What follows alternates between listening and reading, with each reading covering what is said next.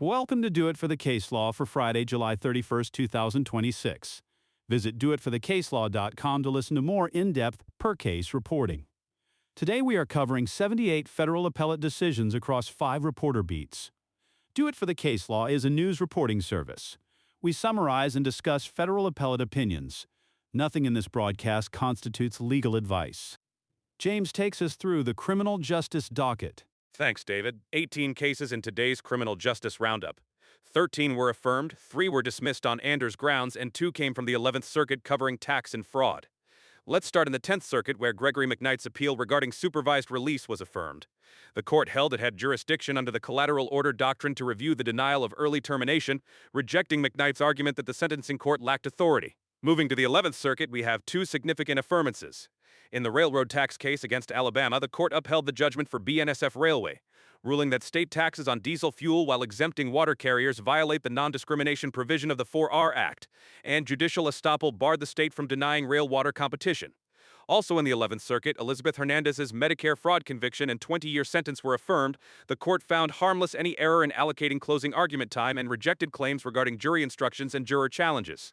In the 3rd Circuit, Gregory Turby's sentence for marijuana distribution was affirmed, with the court finding no plain error in the district court's consideration of arrest records versus prior convictions. The 4th Circuit also affirmed, denying Lawrence Wayne Reese's motion for compassionate release under an abuse of discretion standard. Over in the 5th Circuit, the appeal in United States v. Casey Aaron Dixon was dismissed after counsel filed an Anders brief finding no non-frivolous issues. The 7th Circuit handled 2 affirmances. John Tyler Jones's suppression motion was denied. Officers reasonably relied on a warrant supported by probable cause from drug courier activity, even with the backdrop of legal marijuana in Illinois. Mona Ghosh's 120-month sentence for healthcare fraud was also affirmed as she failed to show genuine acceptance of responsibility, and the risk of bodily injury enhancement was properly applied. The 8th Circuit had the bulk of the day's action with 6 affirmances and 3 Anders dismissals. In the affirmances, Vanessa Gonzalez's appeal was dismissed due to a valid appeal waiver. Clayton Barnes's sentence was affirmed despite his failure to object to uncharged conduct in his presentence report, as it did not affect his career offender status. Richard Rustin's convictions for drug trafficking and felon in possession were upheld against constitutional challenges under binding precedent. Shelley Ketcher's upward variance for money laundering was deemed reasonable given her fraud history. Charles Lee Anderson's motion to suppress was denied because the initial frisk did not taint his subsequent consent to search. Ronald Finney's appeal was dismissed as an Anders case covered by a valid waiver. In the 9th Circuit, Jeffrey Brooks's supervised release revocation was affirmed, with any hearsay errors deemed harmless under excited utterance rules. Finally, in the District of Columbia Circuit, Stephen Johnson's conviction for possessing illegal images was affirmed. The court applied the good faith exception to the warrant requirement based on a magistrate's prior determination. Back to you, David. Thanks, James. Aisha has the civil rights and Second Amendment docket. Thanks, David. 16 cases in this civil rights block, 10 affirmed, 4 dismissed, 1 reversed and remanded, and 1 vacated and remanded. We start with the split outcomes that changed the lower court's direction. In the 10th Circuit, the court affirmed in part and reversed in part Driscoll against the City and County of Denver. The court upheld summary judgment for Denver on excessive force claims regarding a projectile injury at a specific location, ruling that the plaintiff failed to present sufficient evidence linking a Denver police officer to the shot rather than other third parties. However, the reversal likely impacts other aspects of the litigation not detailed in this summary. Over in the 3rd Circuit, Gregory Hartman and others against Judges Chudzik, Tobin, Bixler, and Lefevre resulted in an affirmation in part and a remanded. The court vacated the district court's abstention under Younger doctrine regarding bail determinations, ruling that such ancillary proceedings do not warrant abstention from reviewing equal protection and due process claims. It also affirmed the dismissal of a Sixth Amendment right to counsel claim regarding preliminary arraignments. The 4th Circuit vacated and remanded Curtis Whatley against Gerald Lackey. The court held that personalized vanity license plates constitute private speech protected by the First Amendment, not government speech, because the public perceives the messages as belonging to the drivers rather than the state. The case is remanded to determine if Virginia's recall of the plates violated constitutional rights. Moving to remaining appeals, we begin in the 10th Circuit. The court affirmed Scottsdale Capital Advisors against the SEC, holding that the SEC's filing of an enforcement action against another firm was not a final agency action subject to judicial review under the Administrative Procedure Act. The court also affirmed the dismissal of Robertson against Robertson, a pro se Section 1983 suit against an ex-husband, ruling he failed to allege state action and that the district court correctly remanded the removed case for lack of jurisdiction. In the Fourth Circuit, Colleton County Sheriff's Office and Sheriff Hill against the estate of William Jerry Crosby was affirmed. The court upheld summary judgment for officers, finding warrantless entry justified under the emergency aid exception based on a welfare check, and the use of deadly force objectively reasonable due to an immediate threat posed by the decedent. The Fifth Circuit dismissed 2 appeals as frivolous. Russell Adams against Kerrville Police Department was dismissed after the court found he abandoned his Section 1983 challenge by failing to present substantive arguments, triggering the 3 strikes rule for informa pauperis status. Similarly, Lamar Ray and others against Dallas city officials were dismissed based on the Rooker-Feldman doctrine and res judicata. In the Sixth Circuit, Juanita Gowdy against University Hospitals Cleveland Medical Center and City of Cleveland was affirmed. The court upheld dismissal of First Amendment retaliation and Fourth Amendment seizure claims, noting body camera footage established probable cause for disorderly conduct, which defeats the retaliation claim under Nieves against Bartlett. The Seventh Circuit affirmed Maureen Fox and Lynn Woodard against DuPage Township on a First Amendment retaliation claim. The court found the plaintiffs failed to show their political campaigning was a motivating factor in adverse employment actions, as there was no evidence supervisors knew of the campaigning or that timing alone established causation. In the Ninth Circuit, 4 prisoner and civil rights cases were affirmed. LaFonso Turner against S. Byers was affirmed for failure to exhaust administrative remedies under the Prison Litigation Reform Act. Moscoro against City of San Diego was affirmed on unlawful arrest and Monell claims due to lack of probable cause and insufficient policy allegations. Richard Owens against City of Los Angeles was affirmed, with claims barred by claim preclusion for vehicle stop issues and Rooker-Feldman for state court proceedings. Finally, Williams against Gonzalez was affirmed, dismissing claims against a court clerk protected by quasi-judicial immunity. In the District of Columbia Circuit, Dr. Ralph De La Torre against Bill Cassidy was affirmed. The court dismissed the lawsuit barred by the speech or debate clause, holding that Senate committee subpoenas and contempt votes regarding a legislative investigation are protected legislative acts immune from judicial scrutiny. Back to you, David. Thanks, Aisha. Let's turn to Michael covering constitutional law. Thanks, David. I have 6 cases today across 4 circuits, and the disposition roll-up is 2 affirmances, 1 dismissal, and 3 vacators or remands. Starting in the Fourth Circuit, the court vacated and remanded Minor Perez Chach's case, ruling that the district court abused its discretion by refusing to order his former trial counsel to produce his case file for use in a Section 2255 proceeding. The appellate court held that under Maryland professional conduct rules and Fourth Circuit precedent, counsel must surrender client files upon termination of representation, so the lower court was required to consider the motion and order a response if necessary. Moving to the 11th Circuit, Ricky Johnson's appeal was affirmed because he failed to exhaust his administrative remedies under the Prison Litigation Reform Act before suing Dr. Kevin Marler for deliberate indifference to serious medical needs. The court found that Johnson's prior grievance regarding hepatitis C treatment at a different facility did not alert prison officials to the specific medical decisions by Dr. Marler at his new facility, meaning the claims were not about the exact same issue. In that same circuit, Michael Curtis's appeal was dismissed for lack of jurisdiction because his notice of appeal was untimely. Although filed under the prison mailbox rule in October 2025, it arrived more than 30 days after the district court's final order in April, and his subsequent motion did not toll the deadline. Over in the Seventh Circuit, Jimmy Stokes' employment discrimination claim against the Illinois Department of Corrections was affirmed on summary judgment. The court applied a 5-factor control test and determined that Wexford Health Services, not the state, exercised sufficient control over her hiring, firing, and daily supervision to be considered her sole employer under Title VII. In the Ninth Circuit, the court affirmed the administrative closure of William Dawes' Section 1983 action because he failed to challenge the district court's grounds for that closure in his opening brief, thereby abandoning those issues under Ninth Circuit precedent. Finally, in the District of Columbia Circuit, the court vacated and remanded the Pfizer litigation brought by Arthur Sucre and April Birch Sucre, holding that federal law mandates a 3-judge panel to hear willful misconduct claims under the Public Readiness and Emergency Prepared Act. Because the plaintiff's claims were not wholly frivolous, the single-judge district court lacked authority to dismiss them on sovereign immunity or failure to exhaust grounds, so the case must now proceed before a 3-judge panel for all pretrial proceedings. Back to you, David. Thanks, Michael. Maria is next with business, labor, and civil updates. Thanks, David. Maria Santos here with 19 cases across the 11th, 3rd, 5th, 7th, 8th, 9th District of Columbia and federal circuits. The disposition roll-up is straightforward. 15 affirmances, 1 denial, 1 certification to a state Supreme Court, and 2 other dispositions involving statutory interpretation and evidentiary rulings. Moving to the 11th Circuit, the court issued a memorandum on August 1st, 2026 rule revisions. Key changes include deleting a reference to Section 2255 of Title 28 2028 in rules regarding successive habeas petitions, adopting new seating restrictions under Rule 34.5, and updating citation formats for FRAP 39.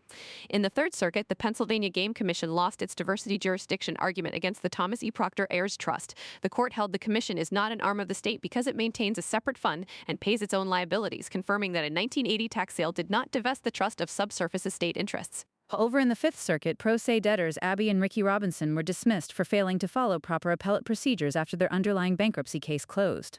The court applied Bankruptcy Rules 8002 and 8003, finding no reversible error in rejecting their jurisdictional claims. Turning to the Seventh Circuit, Chapter 13 trustee Thomas Hooper was affirmed in his attempt to modify a plan to remove distributions to an unfiled secured creditor. The court held that listing a creditor in a confirmed plan binds them regardless of proof of claim filing. Also in the Seventh Circuit, Bria Bedford's Section 1983, excessive force claim against Officer Brandon DeWitt, was affirmed on evidentiary grounds, including rulings on neurologist testimony regarding malingering and the admissibility of police use of force models for punitive damages. In the Eighth Circuit, United Healthcare Services lost its fraud and consumer protection claims against Amerisource Bergen Corporation. The court applied Minnesota's 6-year statute of limitations, holding that UHS had constructive notice of the alleged fraud as early as 2016 through public SEC disclosures. Moving to the Ninth Circuit, the Liquidation Trust of Unlocked Media failed to state an antitrust injury claim against Google under Section 2 of the Sherman Act. The court emphasized that harm limited to a single competitor exclusion from platforms does not constitute antitrust injury in a broad market. David Cifuentes' data breach claims against X Corp were also dismissed, barred by res judicata for the 2016 incident and governed by California choice of law clauses for later breaches. In a notable procedural development, Paxson v. Live Nation Entertainment resulted in a certification to the Nevada Supreme Court regarding whether an arbitration clause is void for lack of consideration when the drafter reserves unilateral modification rights without notice. Additionally, the Ninth Circuit affirmed summary judgment for the Department of Commerce in a FOIA action brought by Berlant, and dismissed Swafford divorce-related claims for failing to meet Rule 8 pleading standards. In the District of Columbia Circuit, the Ute Indian tribe lost its claim to 1.5 million acres in Utah. The court held the tribe lacks compensable title under the Indian Reorganization Act, meaning those lands are not eligible for restoration to tribal ownership.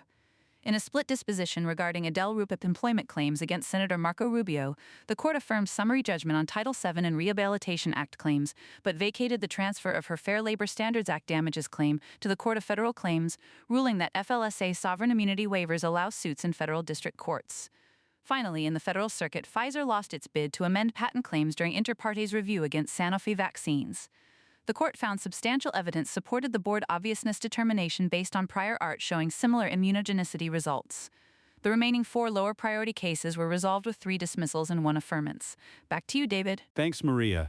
Raj has 19 cases on the docket spanning immigration and administrative agency reviews, so let's turn to Raj. Thanks, David. 19 cases across 5 circuits today. The disposition mix includes 1 vacatur and remand in the 6th Circuit, a dismissal in the Federal Circuit, 2 dismissals and 8 denials in the 9th Circuit, plus 3 denials and 1 affirmation in the 4th Circuit, and 1 denial in the D.C. Circuit. Let's start with the movement cases. In the 6th Circuit, the court granted rehearing en banc in consolidated appeals involving the Federal Communications Commission and various telecommunications associations. The court vacated its previous panel decision, stayed the mandate, and restored the case to the docket as a pending appeal, directing the clerk to schedule supplemental briefing and oral argument. This same procedural posture appeared in 2 additional FCC-related administrative reviews, where the court similarly granted rehearing en banc, vacated the prior judgments, stayed the mandates, and ordered further briefing under 6th Circuit Rule 40. Moving to the 9th Circuit, there is 1 dismissal regarding a motion to reopen removal proceedings. The court dismissed the petition for review of the Board of Immigration Appeals as sua sponte denial, exercising jurisdiction only for legal or constitutional error and finding none, effectively dismissing the equal protection challenges to the Nicaraguan Adjustment and Central American Relief Act and the Illegal Immigration Reform and Immigrant Responsibility Act as foreclosed by precedent.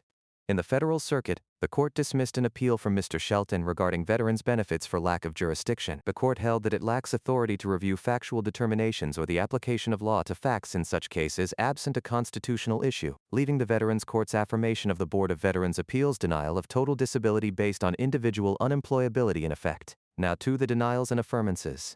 In the 4th Circuit, The court denied a petition for review by Elias Inamoto Chacon and others. The court held that the petitioners waived their right to challenge the immigration judge's finding regarding internal relocation and concluded that the Board of Immigration Appeals' decision denying asylum and withholding of removal was supported by substantial evidence, as they failed to demonstrate past persecution or that their home governments were unable to control the persecutors. Also in the Fourth Circuit, the court affirmed summary judgment for the defendants in Carissa Thompson's challenge to the Physical Disability Board of Review. The court held that the board did not act arbitrarily or capriciously in recommending no change to her 10% disability rating, providing a rational explanation by reconciling medical reports into a consistent picture of her condition at separation from the Air Force. Over in the Ninth Circuit, the denials dominate the docket. In Aguilar-Maldonado, the court denied review, holding that substantial evidence supported the agency's determination that the Guatemalan government was unwilling or unable to control private actors who threatened the petitioners, noting that investigative steps by the government constituted reasonable efforts to control persecutors and that the petitioners failed to establish eligibility for humanitarian asylum.